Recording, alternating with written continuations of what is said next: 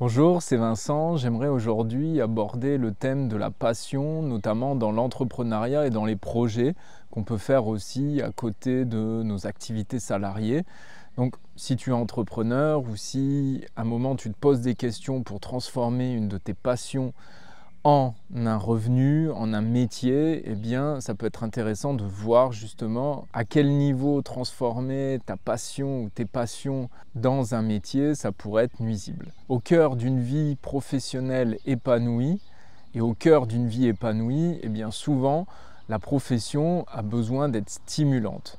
Si on se rapproche d'un travail alimentaire, on peut trouver un certain équilibre, mais aujourd'hui, on tend à promouvoir une passion à travers notre métier et c'est une très bonne chose. De nombreux modèles aujourd'hui parlent de cette distinction-là. On a justement l'entrepreneur connu Steve Jobs qui disait aussi « Faites quelque chose que vous aimez, que vous adorez parce que sinon c'est trop difficile ». Et effectivement, l'entrepreneuriat, la création de projets, même si ce sont des projets qui ne sont pas forcément principaux, demandent d'engager une énergie conséquente pour pouvoir être en mesure de persévérer, d'avoir une forme de résilience. Et puis, il y a aussi souvent un certain investissement pour justement aller vers ces projets-là. Alors cette vidéo, si tu es aussi salarié, elle peut aussi te correspondre. Mais effectivement, on va souvent plus parler dans l'entrepreneuriat, mais tu peux aussi décider demain que ton métier salarié soit plus relié à une passion et d'être aussi embauché, employé par une entreprise, quelle qu'elle soit. Je ne reviendrai pas sur les intérêts ici de transformer sa passion en fait dans l'entrepreneuriat parce que c'est un sujet que je peux traiter à d'autres niveaux. Mais ici, je veux vraiment parler de la distinction où, en vivant de ta passion et en mettant ta passion au cœur de ton métier, quelles sont les attentions à avoir? Pour moi, il y en a deux principales. La première, c'est d'être dans une passion, mais qui est d'une certaine manière à côté. C'est-à-dire que souvent, on peut être passionné et on a une passion parce qu'en fait, elle ne prend pas toute notre vie. Donc si c'est ton cas, je pense que ça, c'est vraiment la condition à ne pas forcément transformer sa passion en un métier. C'est-à-dire qu'elle n'est pas centrale dans une vie, elle n'est pas centrale dans ta vie. On a souvent des passions qui justement restent à l'état de passion parce que on va les faire un certain nombre d'heures peut-être par semaine, par mois ou quelques fois dans l'année. Je pense notamment par exemple aux sports d'hiver où elles peuvent être saisonnières. Et donc quand elles sont finalement pas au centre de nos vies, on est passionné d'un sport, d'une recherche, d'une quête, quelle qu'elle soit, d'un loisir. Et quand on est passionné par cet élément-là, ça peut être la musique, ça peut être l'écriture, si c'est vraiment à côté, ça fait partie d'un équilibre de vie global. Exemple, tu aimes jouer du piano peut-être tous les jours, mais 3/4 d'heure, 1 heure par jour, et c'est une forme d'équilibre dans ta vie, le piano peut rester dans ce cas-là sur quelque chose de passion. Dit autrement, si au bout d'1 heure, quand tu joues, tu en as assez et tu ne ferais pas ça à longueur de journée, devenir par exemple professeur de piano, c'est pas forcément quelque chose pour moi que je conseillerais. Ça peut être vrai par exemple pour la méditation. Est-ce que j'ai besoin de devenir instructeur en méditation ou dans une discipline parce que j'aime méditer tous les jours et ça m'apporte un plus grand bien? Non, pas forcément une nouvelle fois. Si j'aime par exemple lire des livres et des contenus reliés au développement de soi, au fait de se développer, de se déployer, est-ce que je dois en faire mon métier? Pas forcément, parce que si je le fais à côté de mon métier principal et que ça m'équilibre, c'est pas forcément une passion au sens métier. C'est-à-dire que ça peut être quelque chose de passionnant, mais ça reste en fait une catégorisation loisir pour moi. Donc à bien vérifier si la passion elle est d'une certaine manière que quotidienne ou de temps en temps et qu'elle me suffit. Et ça c'est un fait qui rend une forme d'équilibre par rapport au reste de ta vie. Maintenant, à ne pas confondre ce phénomène de le faire à côté de sa vie parce que tu n'as pas le temps de le faire plus. Ça, c'est un autre critère pour moi. C'est-à-dire que si aujourd'hui tu as un loisir, tu as une passion qui n'est pas centrale dans ta vie, mais si tu pouvais, si tu en avais les moyens, c'est quelque chose, c'est une passion dans laquelle tu t'investirais beaucoup plus, pour moi, ça ne rentre pas dans cette catégorie-là.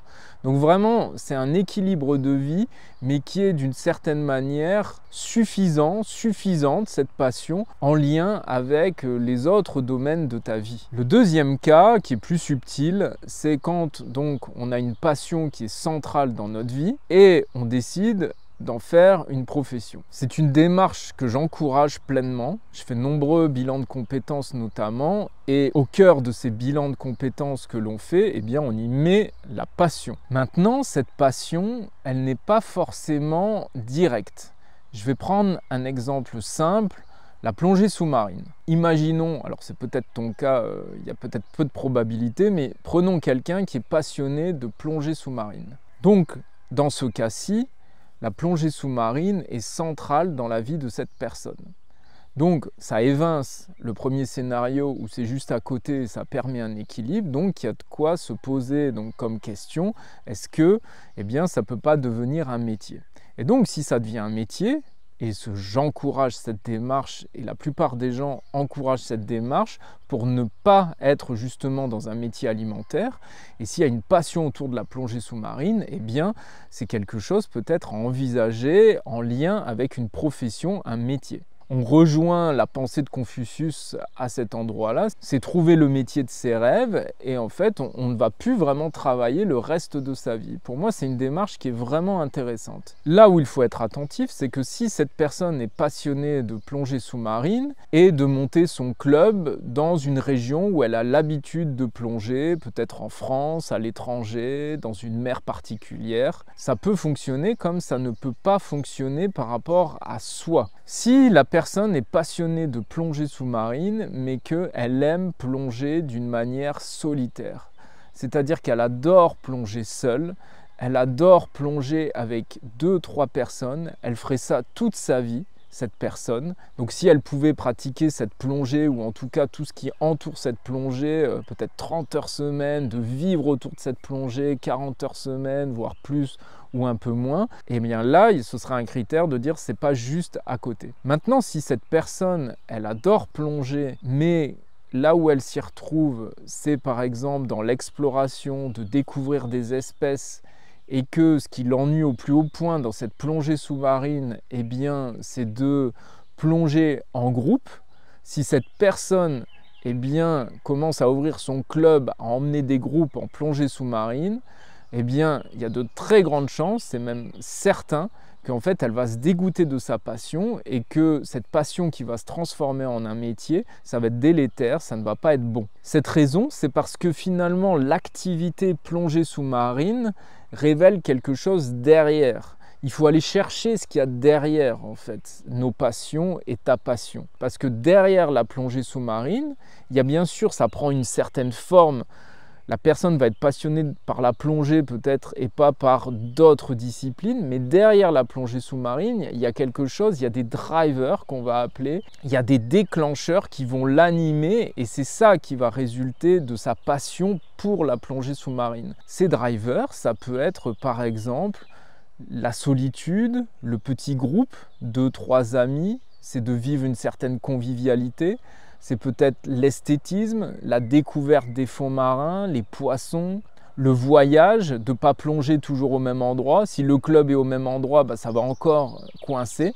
Donc là, ça ne va pas coller. Si on prend un autre cas, je suis passionné de plongée sous-marine et que la plongée, ce que j'aime par-dessus tout, c'est transmettre ma passion pour la plongée, c'est-à-dire d'emmener des personnes et justement des groupes à venir explorer les fonds marins. J'aime l'esthétisme, j'aime les végétaux, mais ce que j'aime par-dessus tout, c'est de partager, transmettre. Peut-être que j'ai accompagné des amis, des membres de ma famille à plonger qui avaient un peu peur. J'adore être à l'écoute des personnes, aller au-delà de leur peur. Et bien là, monter un club dans ces conditions-là, peut-être à un endroit, ça peut être parfait justement et ça peut être pleinement aligné.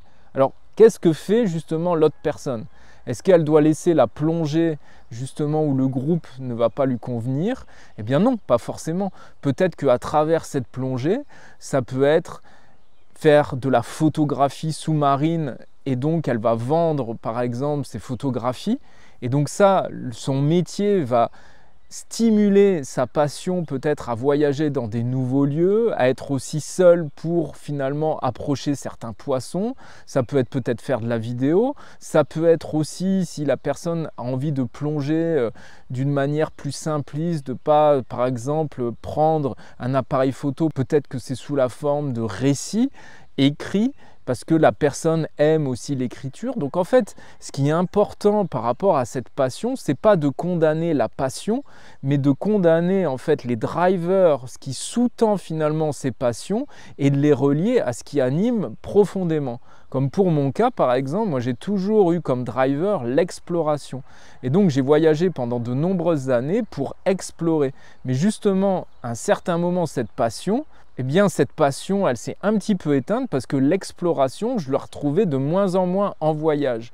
Et par contre, quand j'ai eu cette transition professionnelle et que j'ai compris que l'exploration aussi de soi, la quête personnelle, ça faisait partie de mes drivers et de ce qui m'animait profondément, eh bien quand là je fais une vidéo YouTube pour traiter un sujet, quand j'accompagne en coaching, quand je fais de la formation, eh bien je suis toujours dans mon driver d'explorer. Et donc le voyage bien entendu est une illustration de cette exploration, et peut-être que le voyage est peut-être la continuité de l'exploration qui est d'une certaine manière la plus haute forme qui puisse être. Mais en même temps, si on m'offre un voyage autour du monde sans le côté exploré, eh bien ça ne m'ira pas, je préfère être sédentaire. Donc c'est important de bien être attentif, qu'est-ce qu'il y a derrière. Et pour aussi que ça puisse être un métier, il y a d'autres critères qui vont être importants, notamment la relation au monde. C'est-à-dire pour que ça devienne un métier, eh bien, quelle va être la relation de ma passion et de ce qu'il y a derrière avec justement la relation au monde pour offrir quelque chose. Et c'est là où je ne peux pas être dans cette généralisation de passion seulement, il faut que j'aille décrypter un certain nombre d'éléments. Merci d'avance pour vos partages si ça vous a apporté, de vos likes, et je vous dis à bientôt.